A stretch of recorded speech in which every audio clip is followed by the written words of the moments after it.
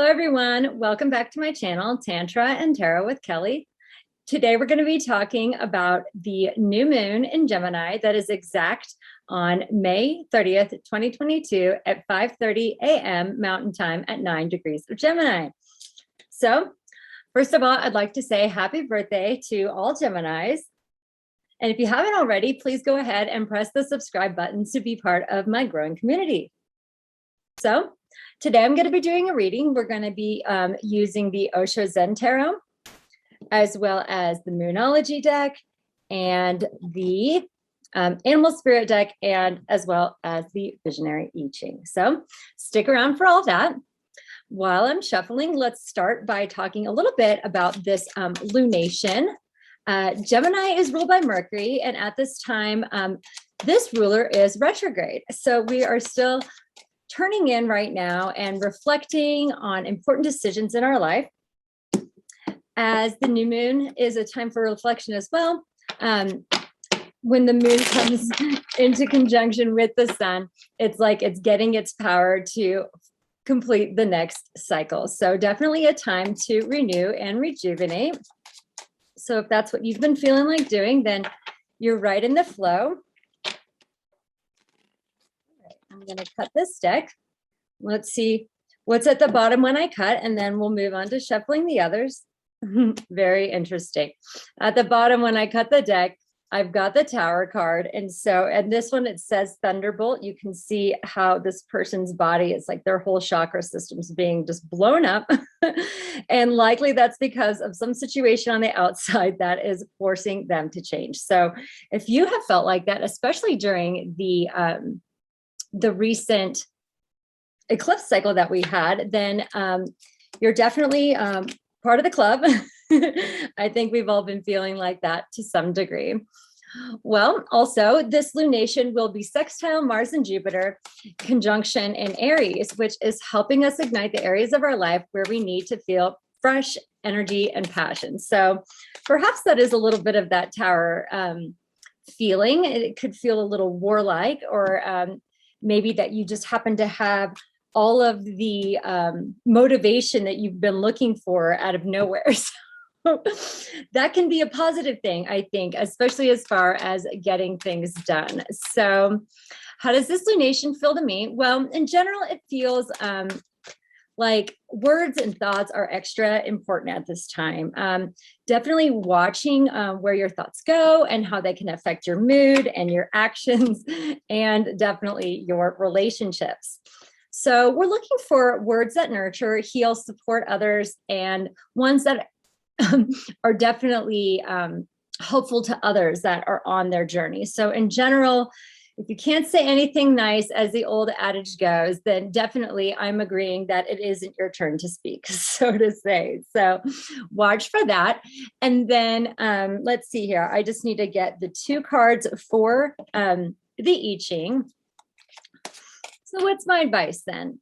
If your mind is active and you're doing this connect the dots thing in your life, just be careful not to make any assumptions, and make sure that important decisions are well thought out, based on facts, and after all the information has come to light. Because if you decide to move too quickly, then you may find out later about some pertinent information that was missing, and you could have to go back and redo. So we don't necessarily want to be having to do everything twice. So just be patient and wait and see as Mercury starts to move direct and gets out of its shadow phase here at the beginning of June. Then I think you will definitely be seeing those answers come to fruition. So don't jump the gun just yet. All right.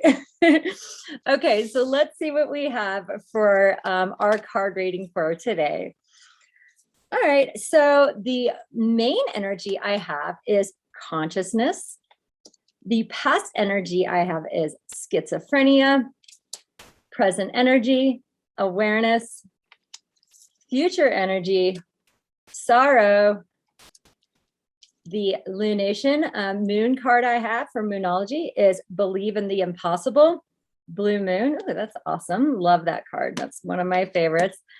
And then oh, I love it. The animal spirit card we have is the dragonfly. And the two cards I have for the I Ching are number 3 and number 63. So we'll talk more about those in just a second. All right.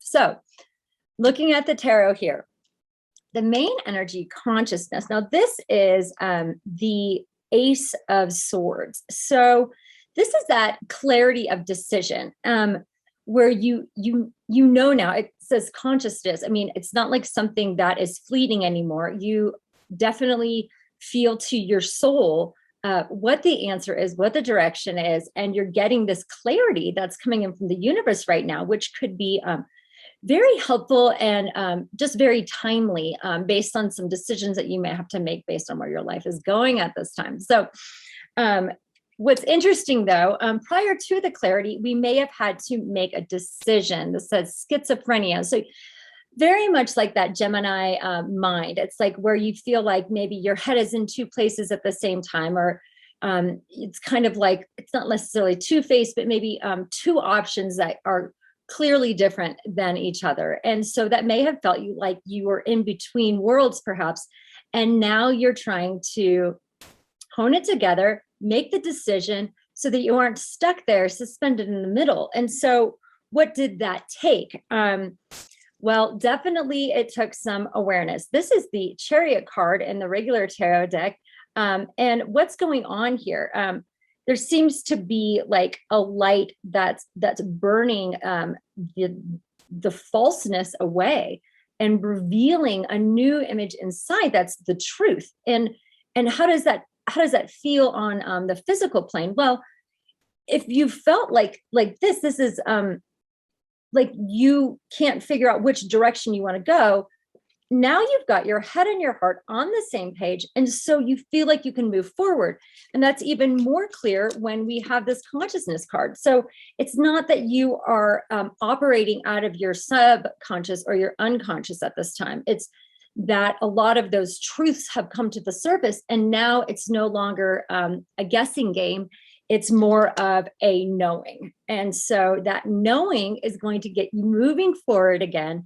Much like that Jupiter and Mars conjunction in Aries, your chariot's going to be moving ahead now. And unfortunately, though, we do have this stuck in your head card, this sorrow card. This is the 9 of Swords. This man just looks like he's got the weight of the world on his shoulders. So if after even doing that, you still feel like, okay, I've got all this weight, I feel like there's a lot that I'm still trying to tackle, then go back to the consciousness, go back to the reason why you're doing what you're doing, and let that worry just roll off your back. It's not fruitful to sit here in this position, although it is a good idea to review things that maybe now are ready to be released. So let's see here. Bottom of the deck, when I cut, we have the Queen of Swords, or the Queen of Wands, excuse me. So this is that fire sign female. You may be connecting with a fire sign female right now. This could be you. You could be using your creativity in a new way now that you have this awareness. And that is going to help move you forward even more, especially because of the fact that this woman stays in her own lane. So here you have your car, you're staying in your own lane, which is going to make things easier to move forward because you aren't looking to the left and to the right and trying to determine what everybody else is doing. So that could be a very smart way to stay out of this worry mindset. Because when you look around, you'd be like, oh, well, they already have it all figured out, or what's he doing? I haven't heard from him. Or what's she doing? I thought, this was going to come about. And maybe things have changed now that Mercury has gone into retrograde. And what that's doing, it's forcing you to have the contemplation time. It's forcing you to take the head and the heart and to move through any of the pain that is blocking you through that throat chakra, make it work together, and definitely have your light and your dark sides of yourself working in harmony so that you're no longer stuck. And that will release any anxieties or fears because you trust in the direction that you're moving yourself. So I think that is certainly good advice for this time frame. Let's take a little bit more time to talk about the dragonfly. I'm going to go ahead and pull it up in the book so we can get some more keywords going. But definitely the dragonfly is an air quality animal. And a lot of times when we're talking air, we're talking your heart, we're talking your thoughts, much like this head and the heart card. So making sure that things are on the same page for you will definitely be part of that larger transformation that you're going through at this time. The dragonfly is the card of transformation. And how do we do that? Well, at the beginning we had the Tower card, and sometimes things just change, but you have to determine how you're going to react to it and where your responses are going to be in a mature, new fashion. So it says dragonfly, master of light, illusion, and the mind. The dragonfly is an ancient and ethereal character that awakens a sense of wonder and awe. The dragonfly is a symbol of the mind as it is always moving, shifting, shimmering, and changing. When the dragonfly card appears, it's worth considering the quality of your mind and perception. Are they restless or still, dreamlike or crystal clear, right? Like this Buddha here. The situation at hand may be different than it appears at first glance. The dragonfly reminds us to calm the mind so that the light of wisdom can shine through. When in balance, sees clearly, joyful, magical. So that's definitely where we're at with these two cards. When out of balance, can't concentrate, busy mind. Very interesting. That seems to be where we're at with these two cards. So what are we going to do to bring it into balance? We're going to focus on the breath. Okay, well, that's certainly important. And how do we do that? Well, one way to do it is just through closing your eyes and releasing any of the extra thoughts in your mind, and then starting to take even breaths in and out of the nose. And you can have your belly rise and fall with that. Inhale for 4, hold the breath for 4, exhale for 4, and try that to start out with. I also have some meditation videos, and I will be doing a yoga video after this, and I would love it if you would like to partake in that and teach you a little bit more about the breath as well. So let's talk about the moon card that we have. The moon card that we have here is Believe in the Impossible, Blue Moon. So once you do all of this work, once you've done this breath work and you're bringing things to light and you're releasing, then suddenly you aren't stuck in the patterns that you were before. And so now the impossible can come through. You've released like the baggage, and you've released the mental fear that is creating a sense of disbelief that you can't have what you want, but you certainly can. And it looks like there's going to be some gifts coming around the corner. So just have faith and be patient, because sometimes things like this only happen once in a lifetime. Isn't that correct? So hopefully everyone will be feeling a sense of joy as it pertains to decisions that they've had to make and where their life is headed at this time. So let's take a moment and we're going to look at these I Ching cards. We have number 3 here. These cards are so pretty. Number 3, it says, difficult at the beginning. The birth of a new adventure or relationship is an entry into the unknown. New things seem to be rushing upon you, and confusion can easily take over. However, chaos is a powerful force when you harness it properly, so don't rush things now. Wow, and that's very similar to what we're talking about, like waiting for all the facts and the clues to come in, not getting too ahead of yourself. This is just the new beginning. And so we're going to be taking one step at a time, using our observation on the inside to see how we feel as we take those small moves forward. And what else? We have challenges that lie ahead. So as you find strength and courage, it says, like a newborn fawn, the opportunity for rapid development is there, yet only through the determination can the fawn rise to its feet and grow in full stature. So the beginning of anything is challenging, but as we maintain this clarity and avoid jumping into situations that conjunction with Mars and Jupiter may want to make you feel like you just couldn't explode, grow quickly, like that, like that tower card, but we need to bring it in. We need to cool it off. We need to calm it down, breathe, and be conscious and move in a very clear and conscious direction. So let's see here. Number 63 says, this is the second to last card in the deck, so it is much like a completion. And it says here, after completion. It's a fine irony that after completion of a project or grand enterprise, there's still much to do. Completion is merely a pause in the cycle of creation and decay, a momentary still point for the swinging pendulum of life.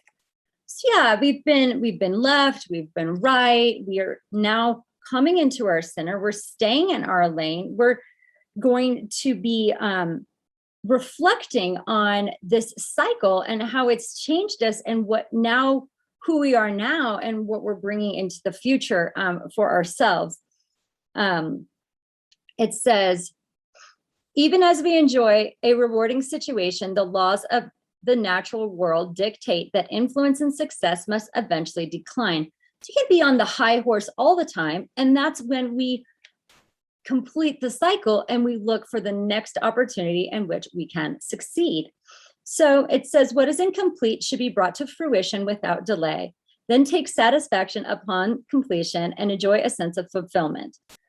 There we are. So being patient at this time, waiting for the cycle to come to a completion, and then doing your reflection and determining where to move forward after that. So let's take a quick look at the two, at the changing lines. It could be more than two here, and get another special message. So we've got, okay, it looks like just line 3. 1, 2, 3 is the only changing line. So we're going to look at 3, line 3.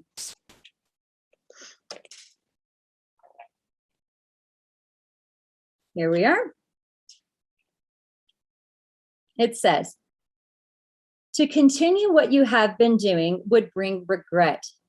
Take a close look at your desires. Perhaps they are not appropriate. You are like one who gathers mushrooms in a strange forest, but fails to bring along a guide to differentiate between what is nourishing and what is poisoning. You are losing your way.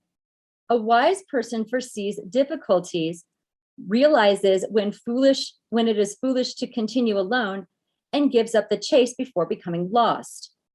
When standing on the edge of a cliff, it's better to give up the fantasy of flying than to go for it and crash onto the rocks. Well, that's really interesting. So much like this guy here, he's kind of in between crashing on the rocks and flying off the cliff. And which one are you doing right now? Are you trying to fly off the cliff in hopes that you aren't going to crash on the rocks? Or are you looking to find a solution that is actually more practical, that's going to serve you better in the future? So definitely a time for reflection. That's a lot to think of, because in all these different areas of our life, we certainly have the opportunity to go for it or to pause and reflect. And so we're kind of in between the two. I encourage everybody to definitely look within, find what's blocking you, transform what needs to leave, and believe in the impossible. Hopefully that will bring you a lovely moon cycle, new moon in Gemini. Thank you so much for joining me. Please subscribe to my channel for more Tantra and Tarot.